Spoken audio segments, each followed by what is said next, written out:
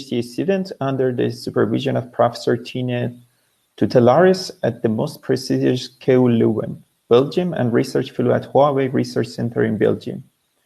His doctoral research focused on deep continual learning. He continually seeks for research ideas to model human cognition and machine learning algorithms. Prior to these positions, he used to be a visiting research fellow in ETS Montreal in Canada.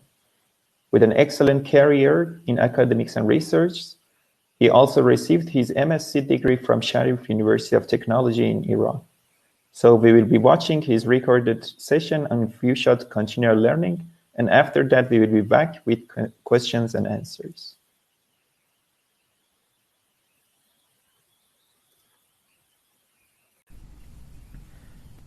Hello everyone, I am indeed honored to be part of IPM Summer School. Today I am going to introduce you two hot topics in machine learning community, namely few-shot and continual learning. Today I will be quickly walk to few-shot learning, then I will describe the prototypical networks for solving few-shot learning scenario. Then we will start talking about continual learning with elastic weight consolidation approach. Before we get into details about all these topics, I would like to introduce myself. So apparently I am Reza Azad. I am very passionate about machine learning algorithms, especially few-shot and continual learning. So let's start with few-shot learning. Few-shot, it is actually motivated from human cognitive capability in recognizing new concept with only giving few samples.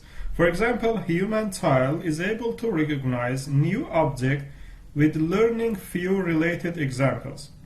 So our ultimate goal in AI is to make a learning algorithm to think and perform like human. So the concept of few-shot learning is to mimic this intelligence in neural networks. So in few-shot learning, we want the learning algorithm to recognize a query sample giving only few support examples. So in few-shot learning, we have an example. So in few-shot learning, we have a concept of support and query. Actually, in few-shot learning, instead of batch-based training, we have episodic training. So each episode consists of support and query sets. For example, in this training scenario, for one episode, we have two classes. For example, we call it this two-way. And we have 4 samples for each support set. This is the support set. We have cat and birds classes. So each class has 4 samples. So this is 4-shot learning. So we have also query. This is the query image. This is a bird. So we want the model, so given the query sample to recognize this query belongs to which of these two classes. Again, in another episode, we have different classes. So in few-shot learning, we are in each iteration we have different episode, and different episode contains different classes, different samples. So here we have again 2 classes of flower and bikes. So given a query sample, for example a flower, we want the model to recognize this sample belongs to any of these 2 classes. So our objective in few-shot learning is that our learning algorithm does not rely on the class itself. So it should be a class agnostic training, because in each episode we have different classes, and our goal is to match between query and support. So it shouldn't be rely on the class itself. So it should be work on the test time even for the new classes. So our objective is that our algorithms, once trained, it can work on unseen classes on a test time. So if we train the model On a test time, we will have new classes, for example, class of dogs and otter.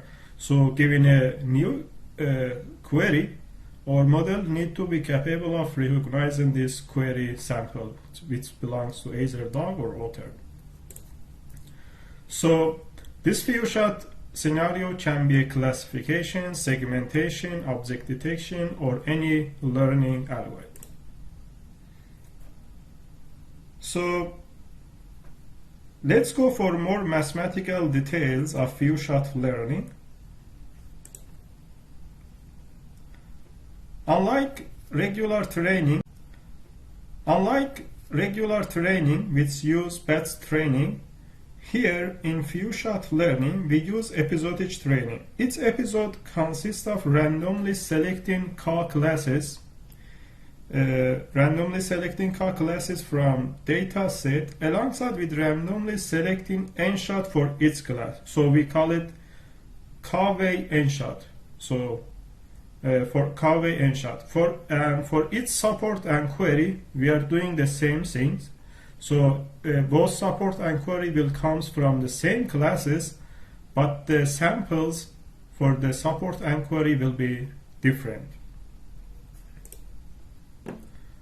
So in each iteration, we will have one episode, and each episode contains K classes and n shot or n sample for each class in a few shot setting. So our goal is that given a query sample, we need to determine this query sample belongs to which of these classes in a support set. So our objective here is to match between the query set and support set in each iteration of the learning algorithm or in each episode. So one point also, as we mentioned before, is that the train data and test data is completely separate from each other, and there is no overlap between train and test data. So our learning algorithm need to be class agnostic. So let's see how the few shot and regular training differ from each other. So let's have a look between the regular batch-wise training and episodic training. In regular training scenario, our train and test set contains different samples, but they both comes from the same classes. For example, for this one, we have different classes, but samples are different. On a test time, we will have some samples from same class, but different samples. However, same class but different samples. In few shot learning, in each episode of training, we have different classes. We are selecting classes from the main data and we are training the neural network. On a test time, we will have a new classes. So there is no overlap between train and test classes.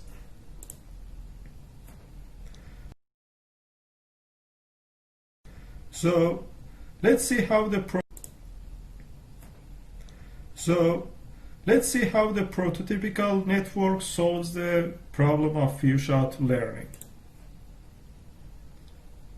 So in prototypical network, the idea is that there exists an embedding learning. So in prototypical network, the idea is that there exists an embedding space in which point cluster around a single prototype representation for that class. So it means that we learn a nonlinear mapping of the input into an embedding space using a neural network and takes the class prototype to be a mean of its support set in the embedding space. For example, here we have 3-way and 5-shot scenario. Here we have 3-way and 5-shot scenario. So we have three. So, for example, if our input is a RGB image, we have one CNN, and this CNN network takes the input and represent this input with one vector, for example with dimension 100 or any. So it will be in feature space. Each of these input samples will be represented in this embedding space.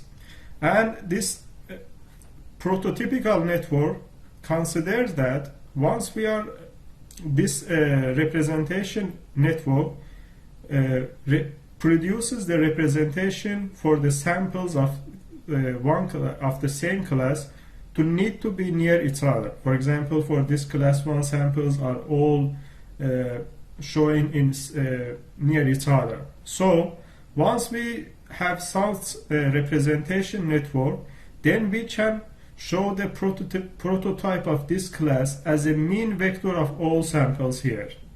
So we define the prototype as a mean vector of all embedded samples. So once we have this prototype, for example, we have 3 prototypes now. So if we consider the X as a query sample, then once we embed the query sample with same network to embedding space, then for finding the relative class for this new query sample is just to find the minimum distance between this query sample to each of these prototypes. So our objective for finding the relative class is just to find the minimum distance to class prototypes. So we talked about the embedding function. So let's take a look at the embedding function. As we mentioned before, the embedding function is a neural network. So here for our example, our embedding function is a CNN structure with 4 blocks, and each block contains the kernel size 3 in 3 and filter bank 64. So this network receives one RGB image, and with applying a blocks of convolution, it will reduces the image dimension, spatial dimension, to 1 in 1. So finally it will generate a feature vector with in space M. So here it is 64. So this embedding function is just a deep model with 4 blocks of fully convection neural network. It takes the input and it generates a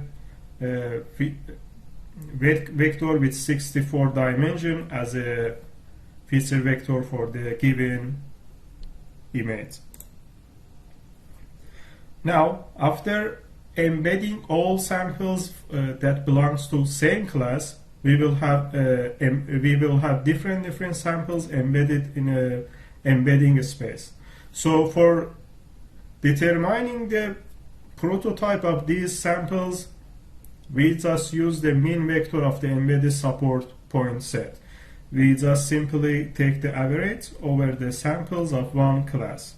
So we call it a prototype, because we use the average because of the clustering form.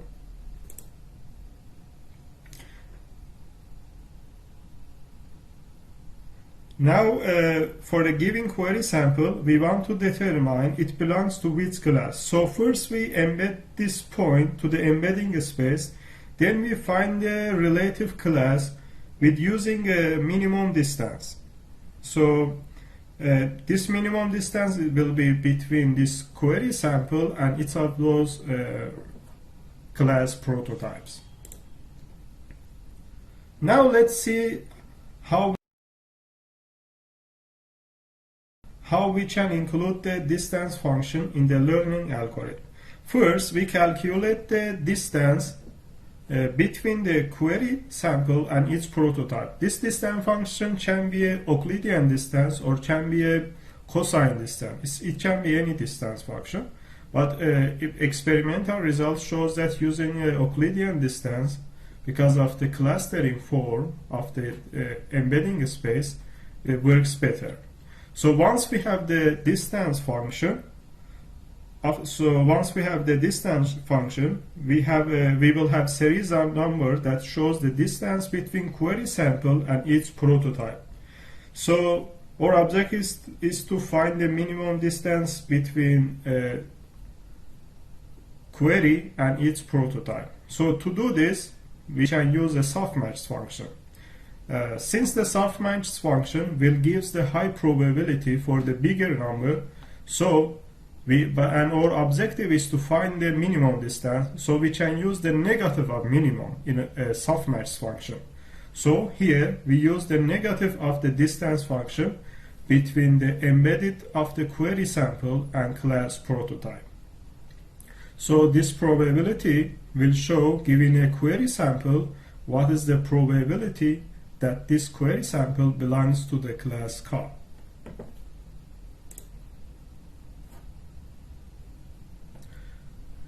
Now we have the probability distribution that we need to maximize this probability for the true class.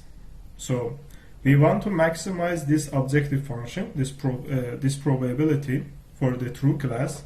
So maximizing this function is equal to maximizing the logarithm of this term.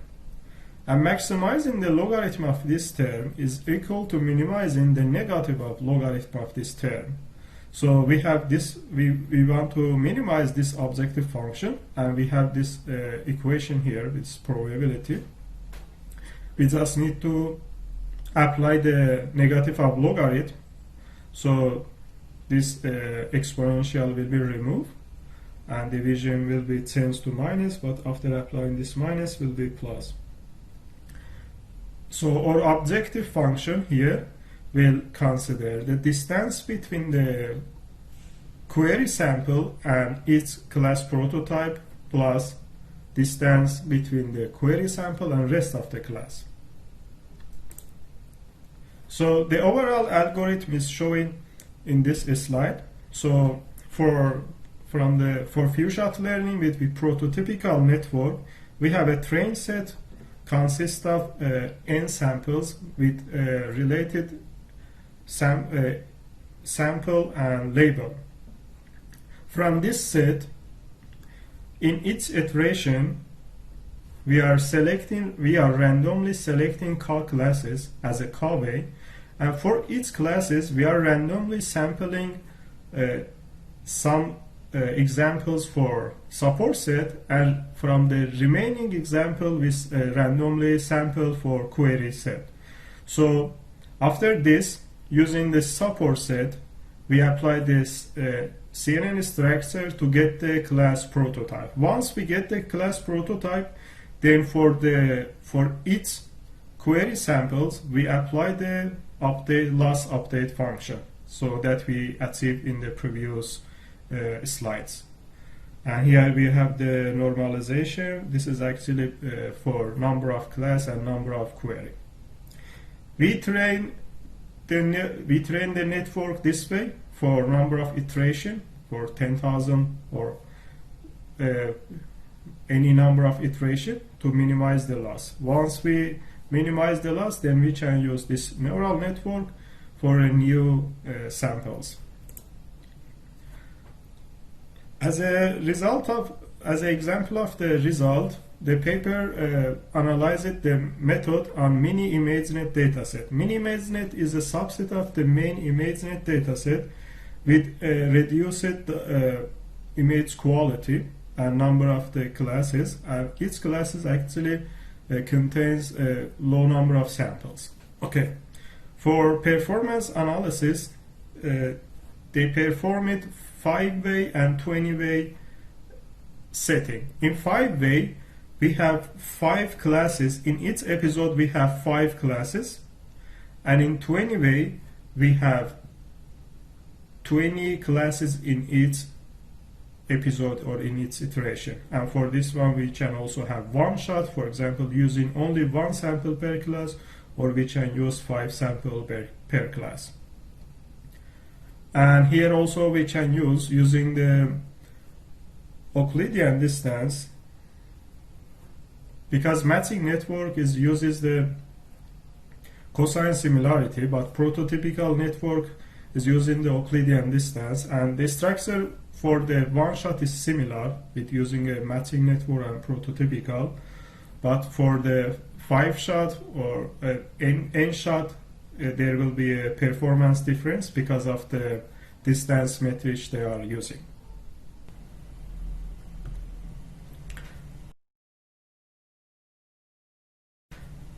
Okay, we talked about the few-shot learning scenario, and we showed how we can solve the few-shot classification using the prototypical network.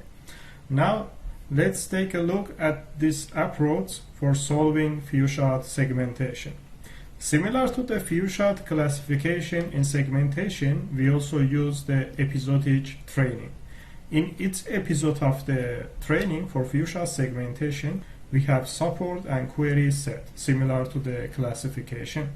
For example, for this one episode, we have a picture of fish for support, and we have different picture for a query. Our objective is to, using this support example, we can generate the segmentation mask for the query sample. So for this example, we are using only one-shot learning. So in first part of the few-shot segmentation, any approaches uses the encoder network. The encoder network is similar to the classification task. The objective of this encoder network is to generate the representation for the support and query set. In classification, we try to somehow match the representation or feature vector for support and query set. In segmentation, we are also doing the same thing. So, giving a support set to this encoder, we will have the representation tensor, this tensor. So, but we only want to chip the information from object of interest. For example, in this picture, the picture of fish. We need to use this information to help the network to understand the object of interest in query set for segmentation purpose.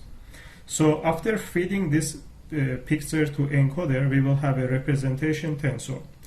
Then we can represent this tensor in different level of pyramid using a difference of Gaussian. Why we are using difference of Gaussian? It comes from the different idea. It's not related to few-shot.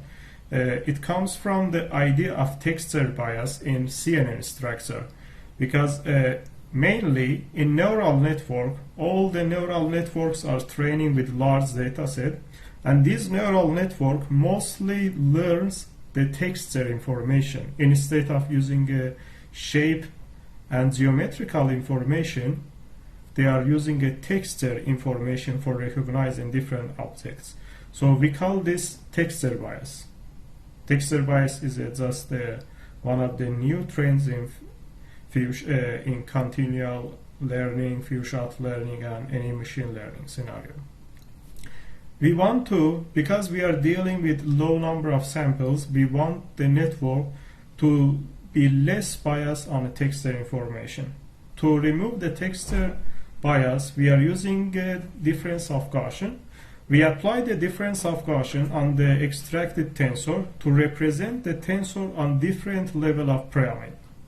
So after representing the tensor on different level of pyramid, we can multiply its level of the pyramid with the support mask. So this way we can only chip the information related to the object of interest. So we call it adaptive pooling. So after adaptive pooling, applying adaptive pooling on its tensor, then we can rescale this tensor to the desired shape. For example, we can rescale it to the shape of this tensor from query set. So for query tensor, similarly we will have the 5 tensor here from DOG, and we will have one tensor from here for query. For the encoder for the support and query is same with shared weight. We usually use VGG or ResNet encoder. We can multiply each of these tensor with the query tensor. This multiplying means that using this information from support, try to chip only information that belongs to the object of interest in query representation.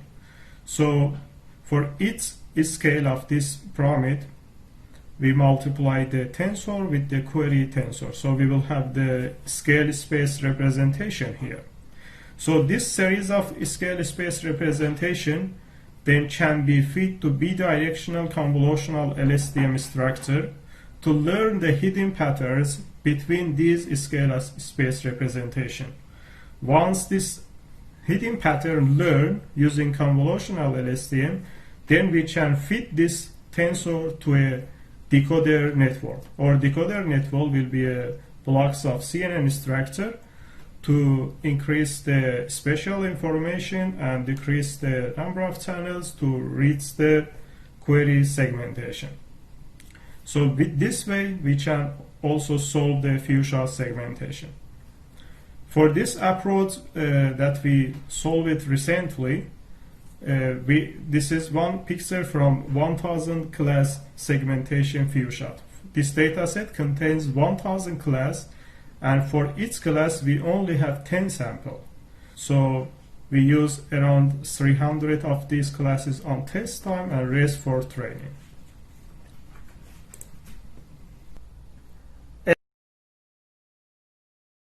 Another interesting topic in machine learning community is the continual learning. So let's talk about the continual learning. Human is able to learn and adapt its knowledge through the time. So we want the AI system to mimic the same capability. Generally speaking, in a real-world scenario, we are dealing with continual stream of data, and we want the learning algorithm to improve its knowledge day by day, like a human. So this is the main objective of continual learning. Another fascinating part of human mind is it never forgot the learned knowledge while learning the new concept. For example, human child first learn the ABC, then using this ABC, it learns how to read, how to write, and speak, and even work on different things, without losing the previously learned ABC or knowledge. This concept is very important for the learning algorithm, since in real world we want the AI system to perform like a human. We want the AI system to learn a complex skill, use the previous knowledge to improve the skill on even on current task. Well, in continual learning scenario, we have a series of tasks to learn sequentially, which we call task incremental learning. So each task appears during the time, and learning algorithm needs to learn the knowledge from current task while keeping the previously learned knowledge. It stores the newly learned knowledge, and based on that, it adapts its existing knowledge. For example, we train the neural network to recognize English digit, then later we retrain or fine-tune the model to recognize Persian digits. So for this particular example, if we use the simple fine-tuning, our model on Persian digit will have high performance, while it may lose the performance on English digit, because some of the important parameters in this model that related to the English digits may be changed to meet the new objective function. But if we use the concept of continual learning, we still can have a high performance on both tasks. So why continual learning is so important for machine learning? Because when we train the model, we train with some data set, but the dataset do not have all the classes on the training time. So, for example, for this ImageNet 2018, we have various number of classes and some classes related to the object of car. But once we train the model on this dataset, in future we may have new classes for object of car, and we want to add these new classes to the trained model. One way to do this is to use the previous dataset and current dataset and retrain the model. So retraining model this way is expensive. It again needs to use GPU. It again needs to use time. So in some cases we may do not have access to the previous dataset.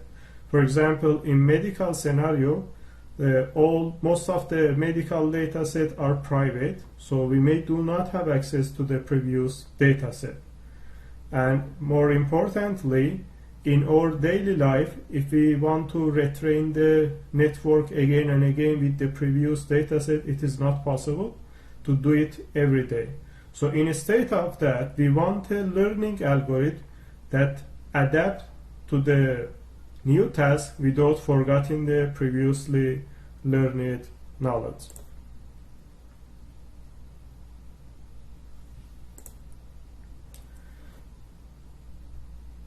So why not fine-tuning?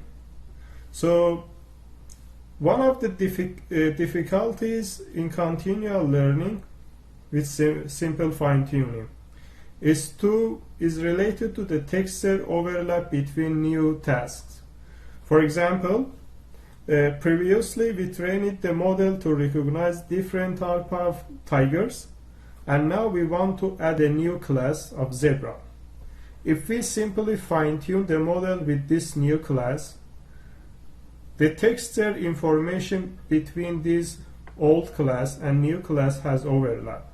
A model will try to adapt some parameters that meets the new objective function. This means that there are some knowledge inside the neural network that is important for the previous task, and now these knowledge are deforming and changing to meet the new objective function. This change will affect the performance on the previous task, in which we call catastrophic forgotten. We will explain this concept in more clearly. So in continual learning, we have several objectives. Our first objective is that we have a stream of data, a stream of tasks, and learning can happen on any time. So our learning algorithms need to be adapted itself on any time. We want this learning algorithm to transfer the learned knowledge from previous task to current task without missing anything. So this learned algorithm needs to be robust to the catastrophic forgotten. Also, in continual learning, we always assume that we do not have access to the previous dataset. We only have the trained model, in which this trained model contains the knowledge from previous tasks.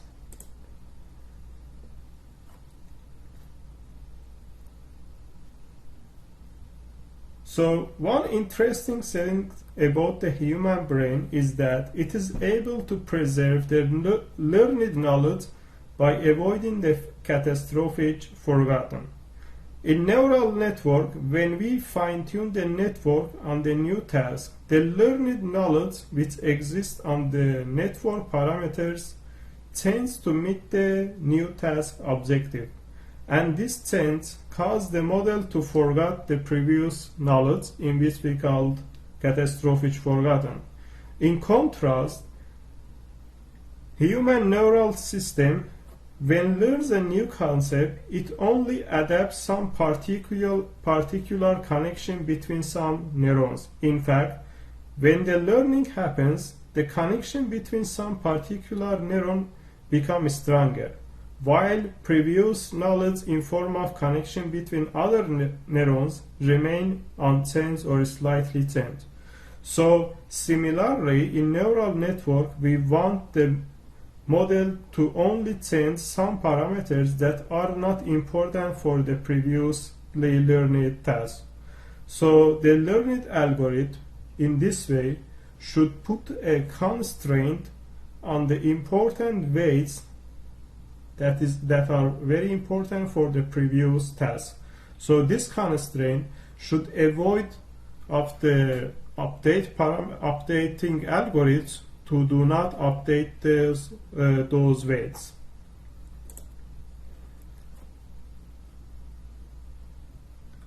So let's see how elastic weight consolidation performs the weight constraint.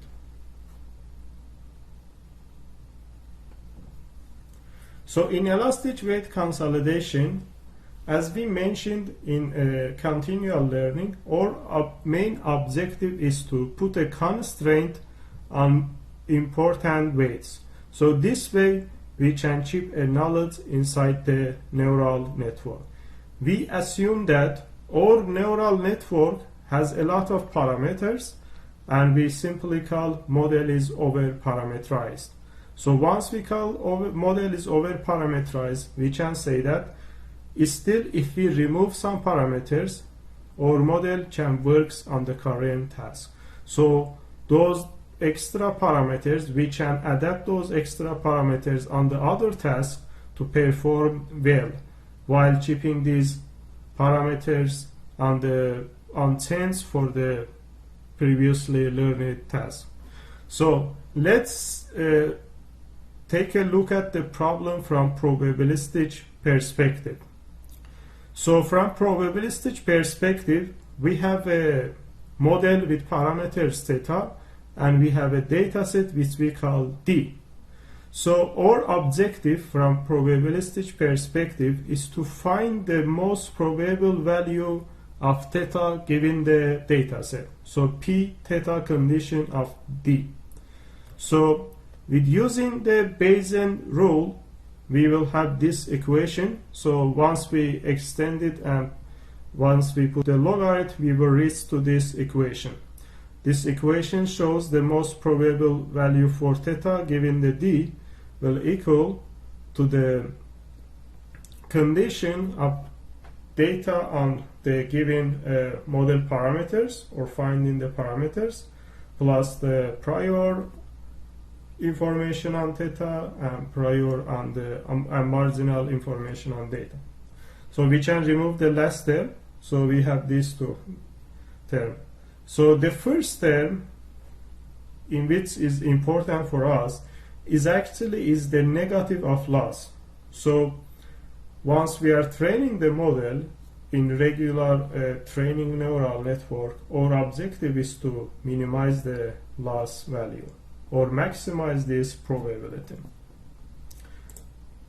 Now consider that our dataset consists of two parts, which we call part A and part B of the dataset. So if we put the probability perspective again, we will reach to this term. So from this term, this posterior condition on A, we will have this posterior condition on A, and we will have this negative of loss on task B. So for solving this problem, we want to find the best parameters of theta given the data set, and this data set contains data set for both task A and B. We have this equation, and the first term of this equation is just depends on task B, and is the loss function on task B. The second term is the posterior information on task A. So this information shows the regularization on previous task. So this means that all the information about task A must therefore have been absorbed into the posterior distribution of theta condition on dA. This posterior probability must contain information about which parameter were important to task A and is therefore the key to implement this elastic weight consolidation. So for implementing elastic weight consolidation, they approximated the posterior as a Gaussian distribution with mean given by the parameters star theta, which is the optimal parameter we found with regular training on task A, and the diagonal precision given by diagonal value of the Fisher information matrix here. So for finding the optimal value or parameters for the model, we have regularization term on task A, which helps the model or puts a constraint on the model to avoid catastrophic forgotten, and while it learns the task B. So let's see visually what happens inside the parametric space. So we have task A, and all this gray area is the optimal solution for task A. So consider that we trained the model, now we are in this parametric space, and we want to fine-tune the model on task B. If we simply use the fine-tuning without adding any regularization or penalty term, we will reach to this space, in which this all yellow space is the optimal solution for task B. So if we reach this space with fine-tuning, our performance on task A will be decreased. However, if we put the weight constraint or elastic weight consolidation, we can reach an overlap space in which is a solution for both task A and B. If we only put a simple regularization, we cannot reach to this space. We can reach the better solution, but this solution is not optimal, like the elastic weight consolidation. So the main objective of elastic weight consolidation is that we have a model in which this model over-parameterized and some extra parameters exist inside this model that we can fine-tune these parameters, and we can keep some parameters on sense in which these parameters are important for the learned knowledge or previous task. And with fine-tuning the other parameters, we can reach the new parametric space in which is a solution for this task and current task and previous task. In order to demonstrate the performance of elastic weight consolidation on continual learning, the paper performed a classification task on the different version of MNIST. Each time they permuted the MNIST dataset to create a new dataset. So if we train the model singly, if we train the model each time on single task, we will have the dashed line of the black line as a upper bound for each task. We don't here for each task 1, 2 to 10, we separately train and evaluate the model. So now consider the scenario that each time once we are fine-tuning the model with a stochastic gradient descent, we evaluate the model on current task and previous task. So once we train the model and fine-tune it on the third task, and we evaluate it on the first and second task, all performance will be decreased because model adapted itself to meet the objective of the new task, but it will decrease the performance on previous task. If we continue to reach the 10th task, as we can see, Our performance on overall task is low because once we reach to this step, our parameters are changed to meet the objective of the 10th task, and it loses the knowledge that we learned previously. But using elastic weight consolidation, as we can see, we still have a high performance, and this performance comes from keeping the knowledge inside the network with simply adding a constraint on weight parameters.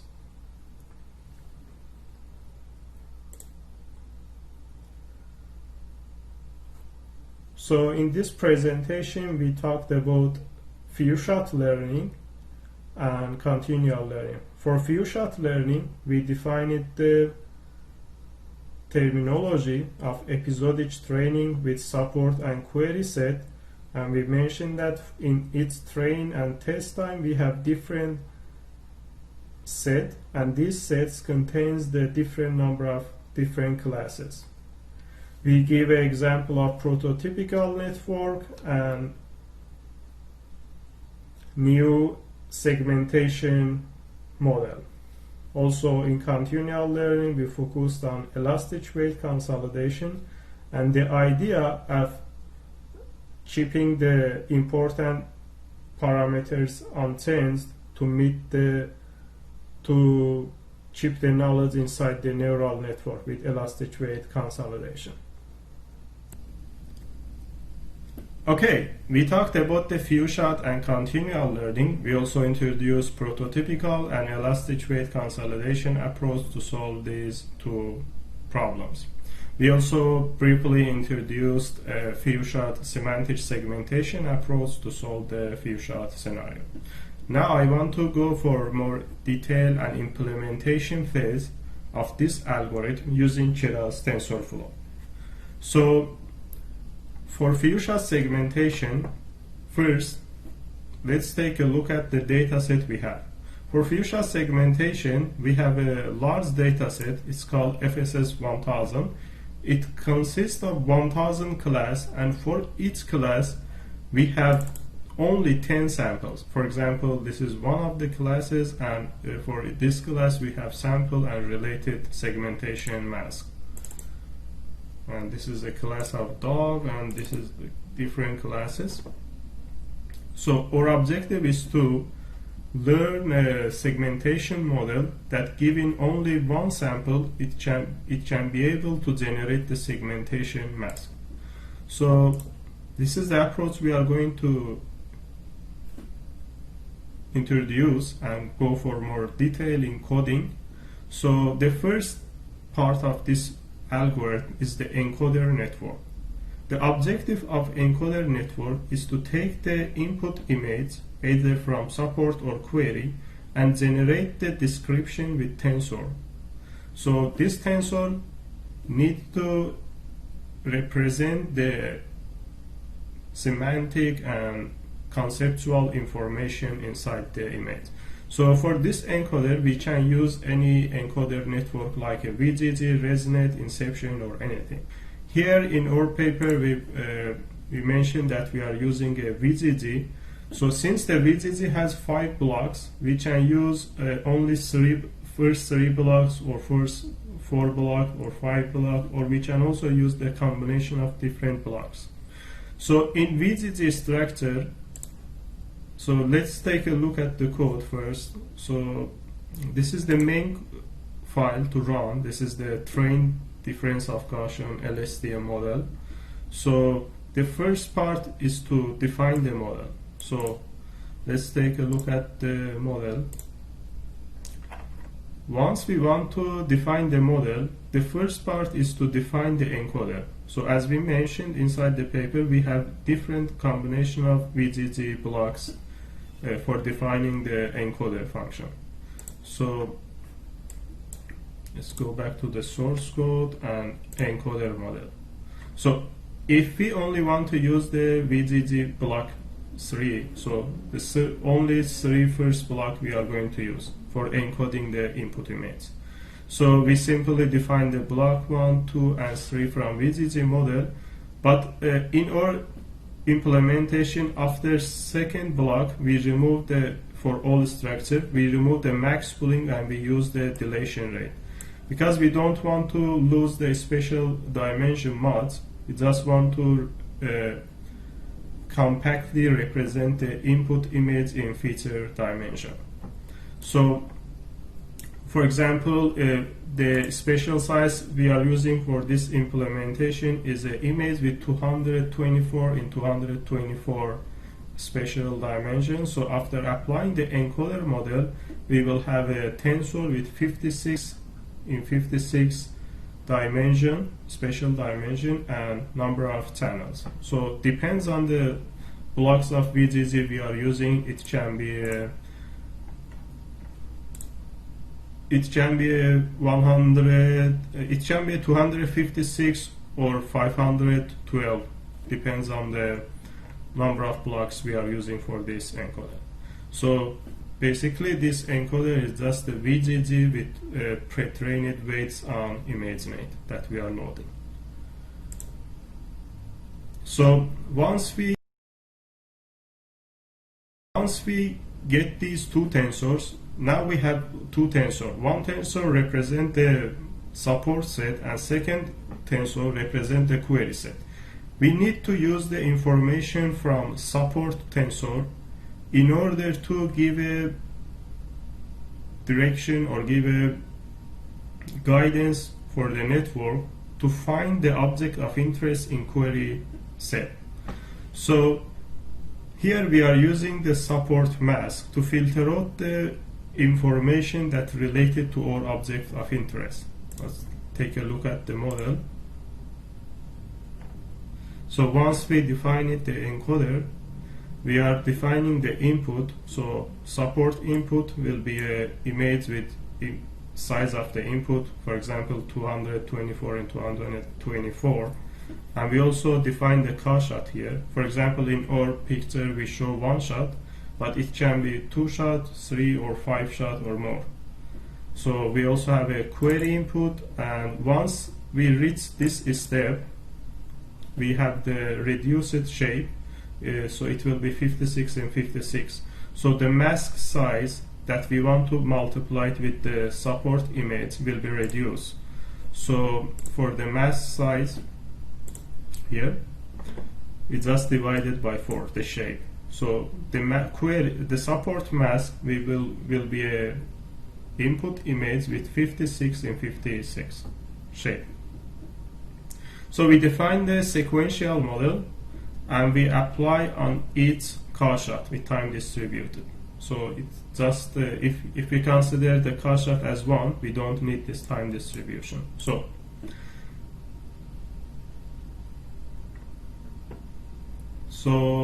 the first one is to apply the encoder model on the input data. Okay, so for our support encoder, we define a sequential model, and the sequential model takes this time distributed data. For example, if we use 5 shot, this applies 5 times in parallel, but if we have only 1 shot, we can remove this time distributed. So our car shot encoder is just our encoder network, which takes the input with this 224 in 224 with 3 channel. So now we want to encode the support and query sample. We simply feed the support input to the car shot encoder so we can get the encoded tensor. We do the same thing for the query. So until now we applied these two images into the encoder and we received this encoded tensor for both support and query.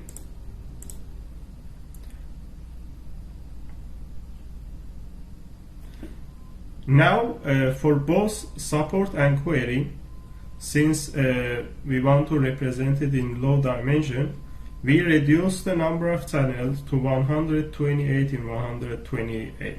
So we just do this to reduce the number of channels, and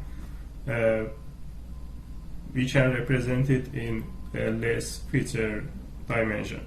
So we also need to mention that for both support and query, we are using the same encoder. So the encoder we are using is, as we defined before, comes from the VGG, and the weights of the encoder for support and query is same. Now we have the encoded support and query. So here, for support tensor, we apply the difference of Gaussian parameter. So the purpose of this difference of Gaussian parameter is to represent the input support set in different Gaussian level in order to avoid the texture bias. So this is not necessary for this few shot setting. We just add it here to increase the performance with reducing the texture bias. But let's take a look how we are implementing. Similar to the SIFT algorithm, we apply the 4 level of the Gaussian parameter with different kernel shape. For each kernel shape, we also use the Gaussian distribution. So we define the Gaussian distribution with sigma and with sigma value. So we define it get Gaussian kernel value here. It's just defining a 2-dimensional Gaussian kernel using a normal distribution. Once we have this Gaussian distribution, then we can apply each of these Gaussian with dipswise convolution on the extracted support tensor. For example, we have a representation for support tensor. We represented the support image with one tensor, if 56, 56, and for example 128 channels. So if we dipswise or separately apply this kernel with convolution on each channels, then we can apply the Gaussian kernel on each channel. So it is simply we can do it with dipswise convolution. Once we apply the dipswise convolution here, we apply the Gaussian filter. We have this sigma layer, and we have the support encoder. So we apply to get this pyramid, x1 to x4. Now we have x1 to x4. Now difference between each of these level 1 and level 2 and 3, it will be called the difference of Gaussian. So here we just apply the subtract to get this difference of Gaussian. 4 difference of Gaussian we will have. So after that, so we will have the same tensors. If we don't apply here, we just simply have this tensor. But after applying difference of Gaussian, we will have 4 tensor with same shape of this one. So we have this tensor and we have the support mask. We just repeat the number of channels for the support mask. So for example, this is 56 in 56 in 128, and the support mask is 56 in 56 in 1. We just repeat it 128 times. Then we have 2 tensor with same shape. We just multiply these 2 tensor together. So this multiplication will filter out the background information and will only keep the representation that belongs to the foreground. So let's take a look at the global average pooling 2D revise. It takes these 2 and it takes the mask and repeat the element of the mask with number of the channels we have, and then applies the multiplication. Once we apply the multiplication, then we can take the average here. Why we are taking average?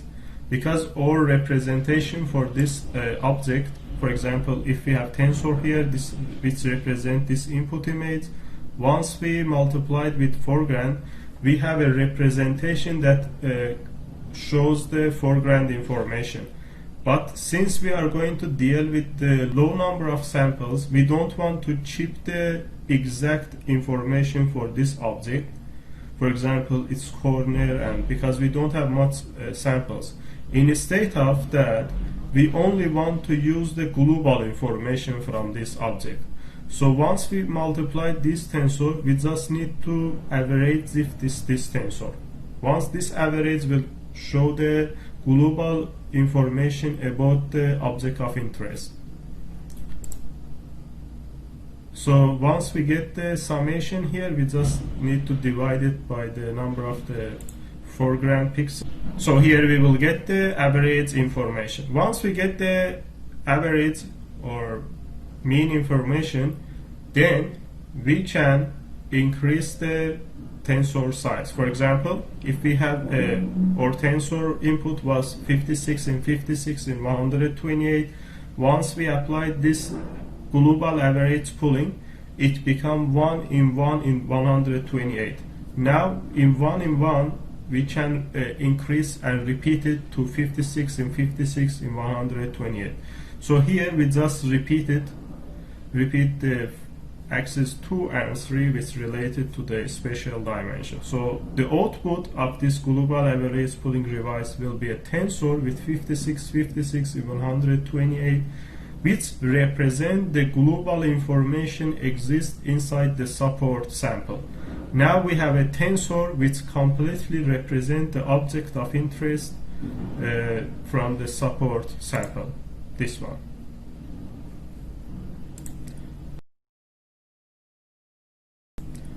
So the next step in this algorithm,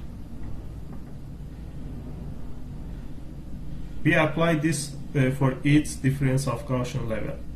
So we will have a difference tensor in difference dimension which represent object of interest. Now we also have a same tensor shape which represent the query as we encoded above. Now we have two tensor. For example, one tensor represent the support and one tensor represent the query.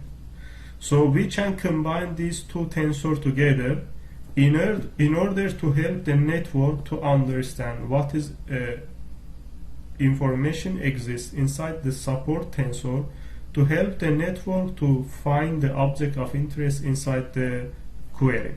So for common representation, as we define here,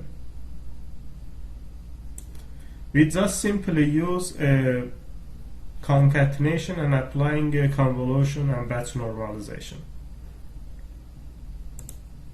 Here we show it this way. We just put this tensor and each of these tensors together and apply the convolution to receive this tensor. So this common representation, once we are putting two tensors together and once we are applying the convolution layer, we are asking the model to find the common representation between these two tensors. The next step, once we apply this convolutions, we will have four tensors that represent the information between query sample and object of interest from support sample. Now we can put these four tensors together and fit into the bidirectional convolutional LSTM. So let's take a look at this step. After getting a common representation, we put all this together as a time series information. Now we have a time series information which consists of four tensors.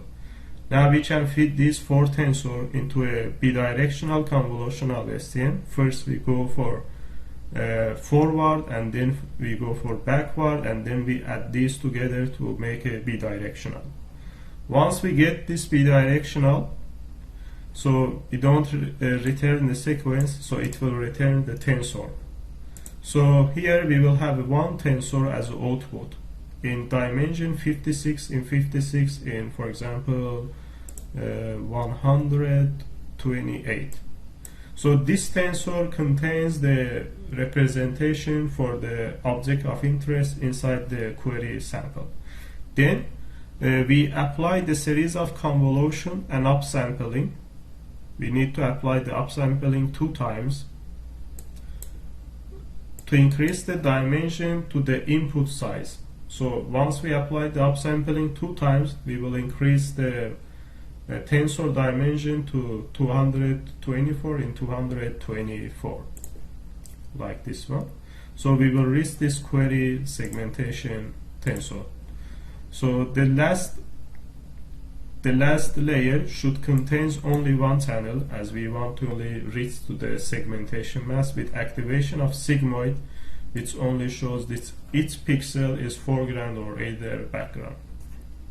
So our segmentation model will be a model with support query as support mask input, and the output will be this final layer.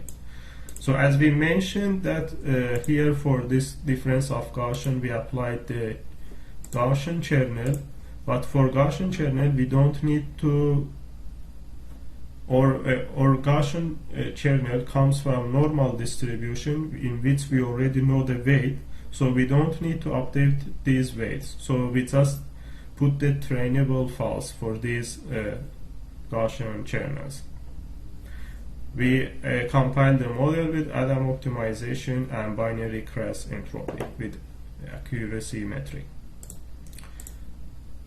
So now we defined our model.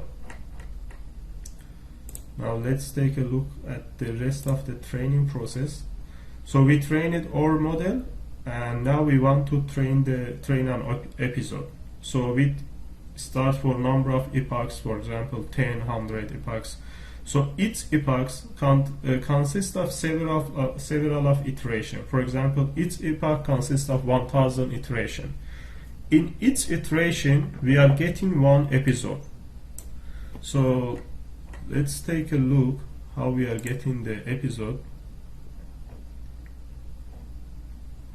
Getting episode. For getting episode, we are first defining the support mask and query mask as a zero tensor. Then simply from this number of classes, for example, if we want to train it in a 5-way, first we randomly select 5 classes from this 1000 set. Actually for training we use 750, and for rest of the classes will be used for test. So for in training time, from 750 classes we randomly select, for example, 5 classes. And once we selected the 5 classes, so for example here index of classes will be randomly selected between 0 to number of classes 750 with option of number of ways, so we put it as 5. So 5 index will come out. So based on this 5, we are randomly selecting the samples for index. So here we also put it the index for getting samples from classes. So we randomly will select the samples for each classes. Once we get these classes and samples, so we can read the image and we can read the support mask. But as we mentioned, we need to reduce the support mask size to 56 and 56 and make it binary. We do the same things for the query, and we return the support mask query and query mask. So each episode is just randomly selecting 5 of these classes, and for each of these classes we also randomly select, for example, these first 5 or these 5 samples.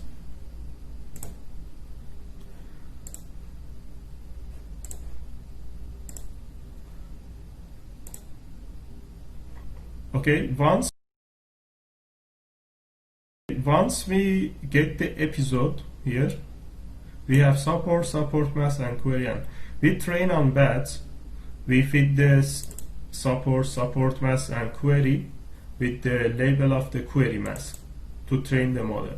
We get the model accuracy and loss, and we train it and we show it the accuracy and loss for number of epoch and iteration. Once we train the model, we can test the model. For testing the model, we load the saved weight from the evaluation process.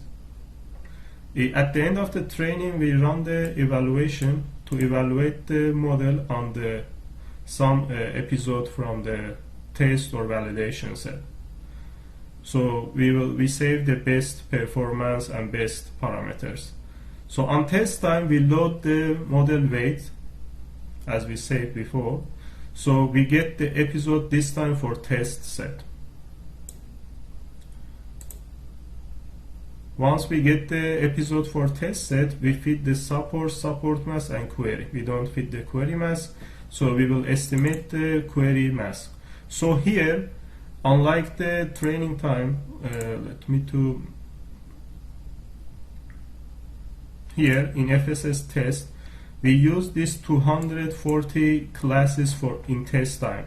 So each of these classes we didn't use it in training time. So all the classes in test time are new, and we didn't use it in training time. And we only in test time, as we can see here, in test time we are getting some support and query from each of these new classes, and using support, for example, one support sample, we are estimating the segmentation mass for the query sample. Then we evaluate the performance using mean intersection over union. So if we want to see the result, so we can see here the result giving this samples as a support, this butterfly, this crocodile. This is just one sample on test time we are giving as a support, and using this sample, this is the grand truth and this is the predicted mass. Model is capable of predicting the object of interest segmentation mass very precisely. Besides that, we also can use this is for VOC dataset, and this is extra samples dataset on test time. Also,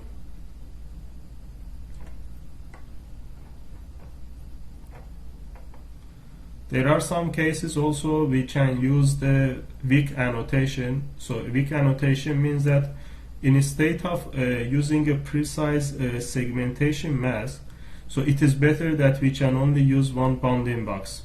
It is easy because once we train the model, and once, for example, we have one video and we want to segment or track object of interest, and we only have one sample. We want to track this motorbike inside one video, and we want to start from first frame. We don't need to have precise segmentation mask. We only need to put one bounding box around this of object interest, and using this weak annotation we still have the high performance to track this object inside the video using only one sample.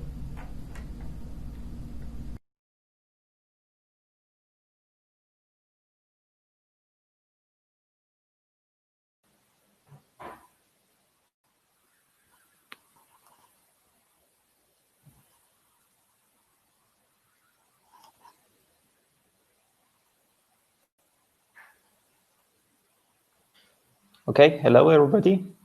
Welcome back to the session. Now we will start the Q&A session. I think Reza is also joining us. So welcome, Reza. Are you there? Do you hear me?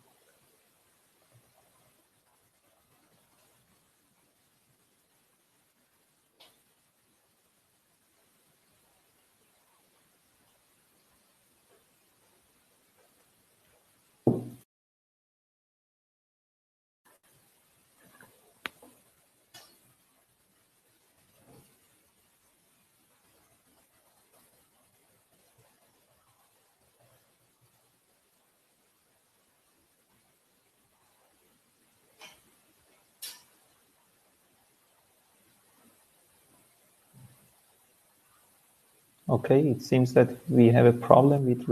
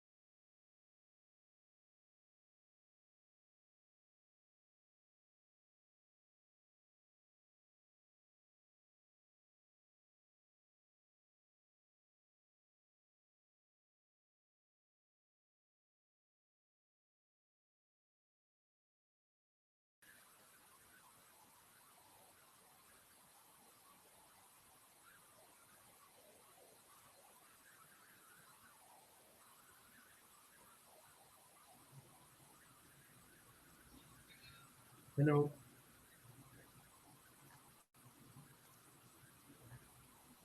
Okay. Hello again, Reza. Hello, how are you? Thanks for your great talk. So I will quickly back to the questions. Okay, If I'm sorry for allowed, the okay. delay. No, that's fine. So I will start from maybe the few shot learners. So the question is, then I publish the question, does few shot learners are robust to adversarial examples? Basically, FeewShot is not robust to adversarial examples, and mostly the trained model on the natural images are not robust to adversarial attack. So basically, there are some papers to try to include some algorithm and some adversarial samples to make this model to more robust. For example, there is one paper published in last year. It's adversarial robust few-shot learning, a meta-learning approach. So this paper tries to improve the models to more robust to adversarial attack. So any readers interested, they can refer to this paper. And this paper might be including the adversary examples in this kind of episodic training, right? Yes. Okay. So far. Okay, so, and that was actually my question. So the second question is mine. So in slide 32, you showed that L2 regularization is not working for transfer learning, right, to new tasks. Do you have a rough Yes. idea why it's not working for L2? So for continual learning, Yes. your question is related to continual learning. Yeah. So once we train the model on first data set, and once we are moving to the second data set, even we add the regularization term. So this regularization term will be defined on new task. So there is no information from the previous task. So here, once we are training the model, we are optimizing the parameters to meet the new objective function. So this meeting the new objective function means that we are losing the knowledge on previous tasks. So this elastic weight consolidation actually is a regularization term that we are adding to the model, but this regularization term is means to consider the knowledge from the previous task. So this elastic weight consolidation is just the regularization theorem. Okay, and along with this question, I guess this is also related to this. Masum asked for, how do you decide which parameters for the new task will remain unchanged and which parameters will be updated? So basically, for determining which parameters is important and which parameters is less important, so as we, from the probabilistic view, once we are going to train the model, so to get the optimized parameters for both tasks, so once we model it with the Bayesian rule, we have the posterior information on the previous task. So once we want to model this posterior information, we can model it with the Gaussian distribution. So this is just the approximation. For this Gaussian distribution approximation, we are using the mean of the parameters from task A. And for the variance, we are using the Fisher information. This Fisher information shows how good our estimation on this task. For example, once we are updating the parameters, and we use this information to check how good our estimation is still for the previous task. Okay, so this gives us the ability to find which parameters are more important to update so that we consolidate the non-important weights, right? Exactly. So with this information from the Fisher channel, second order derivation, we can find out which parameters is important for us. Mm-hmm. And maybe I can ask another question here. Have you seen maybe L1 regularization regard this? Because as far as I know, L1 regularization helps us to prune some of these networks to make them to zero so that they are unimportant. Have you seen such a work for L1? Tried someone L1 regularization? I didn't see the L1 regularization. There is other methods with Hermitian matrix, and that one is also using the ELDO, as I remember. Mm-hmm, mm-hmm. Okay, great. And I guess this question is regarding to your code. So when you replace, asked by Arian, when you replace max pools with convolutional layers in VGG blocks, okay, how do you initialize convolutional layer weights? Does these convolutional layers freeze during the training? Okay, so once we are removing the max pooling, we don't need to. We still can use the pre-trained weights because max pooling has no weight. So we only remove the max pooling and we are adding the arch-west convolution, this dilation rate to just increase the receptive field. So we're still using the same parameters from the ImageNet pre-trained weights. Okay, great. Thank so you. And in the test time or post-train time, we are not freezing this encoder part. Mm-hmm. Yeah, usually this is the case. Okay. And the last question is regarding your codes. Somebody checked. Yeah, I also checked your GitHub repository. I couldn't find the code. Okay, Do you have plans to publish this? Yes, I am just putting the link here. I put the Google code here because our GitHub is private now because we want to change and we want to add something new to the code. We made it private, so yes, this code is accessible. Okay, great. That was a good gift to all attendees. Thank you. Thanks a lot for your great talk and the question answer session. With this, I will finish the session. Thanks again. Thank you very much. Thank you. So thank you all attendees, and I think we will be meet in half an hour for the next session with Sarah Sabu. Thank you very much. Bye for now. Thank you. Bye.